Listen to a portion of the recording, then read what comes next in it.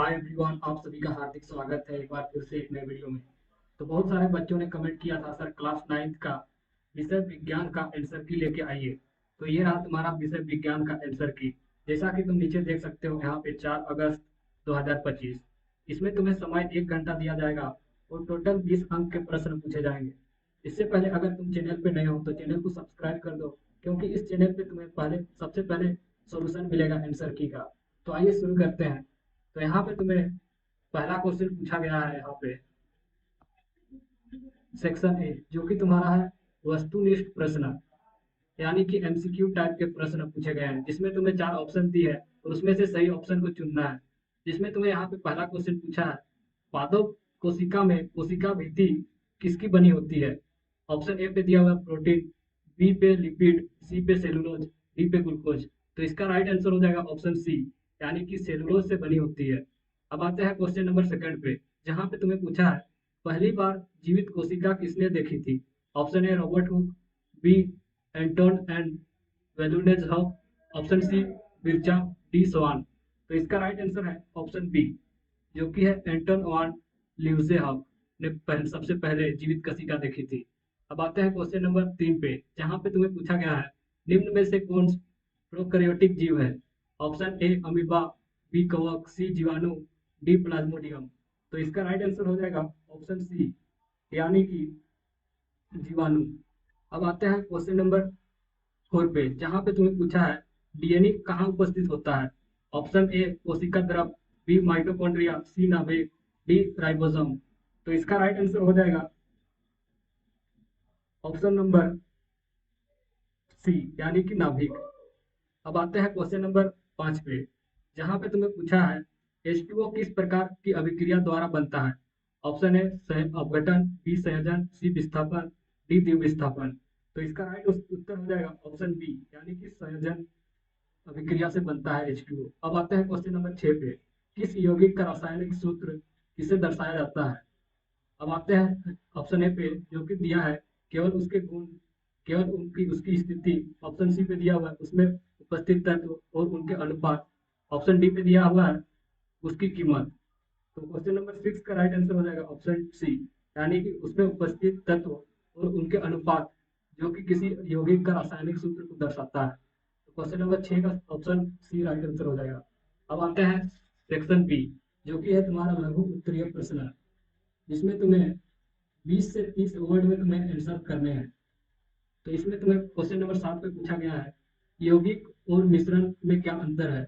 सबसे पहले इसके क्वेश्चन देख लो, फिर इसका उत्तर देखेंगे। तो क्वेश्चन नंबर 8 पे पूछा है द्रव्यमान संरक्षण का नियम क्या है।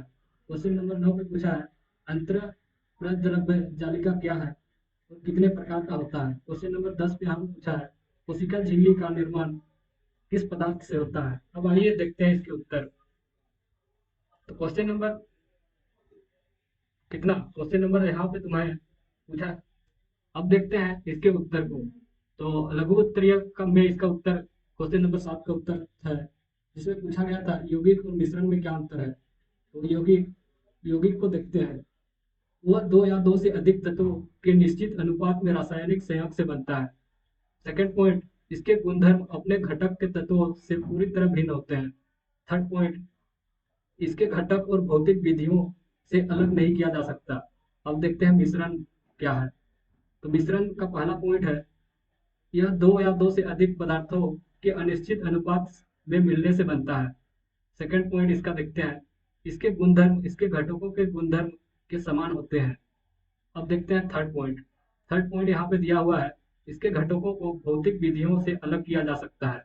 तो ये रहा क्वेश्चन नंबर 7 का उत्तर। अब देखते हैं क्वेश्चन नंबर 8 पे, जहाँ पे तुम्हें पूछा गया था द्रव्यमान संरक्षण के नियम। तो द्रव्यमान संरक्षण का नियम हमें बताता है यह नियम के अनुसार किसी रासायनिक अभिक्रिया में द्रव्यमान का ना तो निर्माण होता है ना ही विनाश, कुल द्रव्यमान हमेशा संरक्षित रहता है। यह रहा क्वेश्चन नंबर 8 का आंसर। क्वेश्चन नंबर 9 पे तुम्हें पूछा गया था अंतः प्रद्रव्य जालिका क्या है और कितने प्रकार का है होता है। तो इसका उत्तर देखते हैं। अंतः प्रद्रव्य जालिका एक झिल्लीदार नालिकाओं और चादरों का बड़ा नेटवर्क है। यह कोशिका के अंदर पदार्थों के परिवहन के लिए एक चैनल के रूप में कार्य करता है। अब इसके दो प्रकार होते हैं, इसके प्रकार को देखते हैं। जिसमें पहला है खुदरी अंत प्रद्रव्य जालिका। इसकी सतह पर राइबोसोम्स होता है और यह प्रोटीन संश्लेषण में मदद करता है।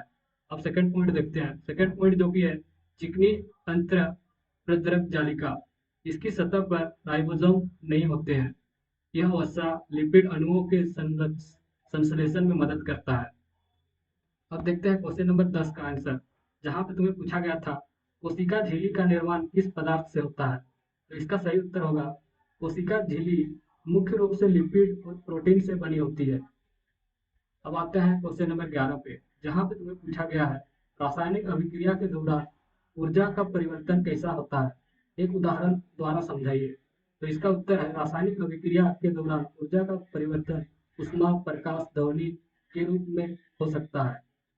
अभिक्रिया के दो प्रकार होते हैं। पहला है ऊष्माक्षेपी। यह अभिक्रिया ऊर्जा बाहर निकालती है, उदाहरण जैसे कि कार्बन का दहन। सेकंड पॉइंट लिखोगे यहाँ पे ऊष्माक्षेपी अभिक्रिया। इस अभिक्रिया में ऊर्जा अवशोषित होती है, यानी कि ऊर्जा की आवश्यकता होती है, जैसे कि कैल्शियम कार्बोनेट का विघटन। अब आते हैं क्वेश्चन नंबर 12 पे, जहाँ पे तुम्हें पूछा गया है पादप और जंतु कोशिका के बीच अंतर स्पष्ट कीजिए। तो पहला पॉइंट है पादप कोशिका यानी कि प्लांट सेल। इसमें कोशिका भित्ति मौजूद होती है।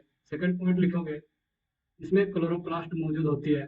थर्ड पॉइंट लिखोगे इसमें रिक्तिका बड़ी और केंद्रीय होती है। क्वेश्चन नंबर फोर्थ पॉइंट पे लिखोगे इसके आकार निश्चित और आयतकार होता है। पॉइंट नंबर 5 पे लिखोगे इसमें सेंट्रोम अनुपस्थित होता है। ये रहा तुम्हारा पादप कोशिका का आंसर। अब लिखोगे जंतु कोशिका। तो जंतु कोशिका में पहला पॉइंट है इनमें कोशिका भित्ति अनुपस्थित होता है। सेकंड पॉइंट पे लिखोगे इनमें क्लोरोप्लास्ट अनुपस्थित होता है।